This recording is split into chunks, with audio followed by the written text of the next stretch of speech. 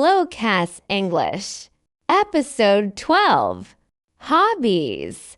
Hi, Tom. What do you do in your free time? I like playing basketball. How about you? I like reading books. What kind of books do you read? I read simple stories. Sounds nice. Do you play sports? Not often.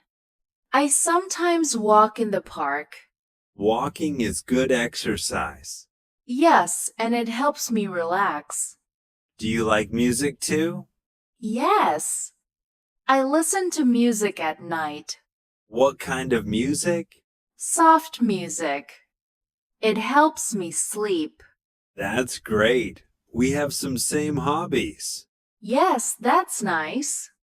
Introduction to this podcast. Sharing hobbies and interests. Lily and Tom discuss their hobbies.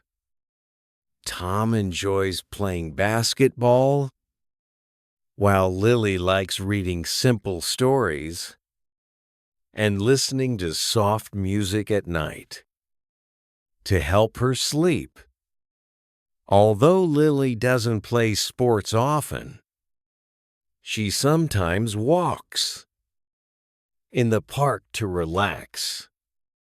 Both find common ground in their shared interest in music and relaxation activities.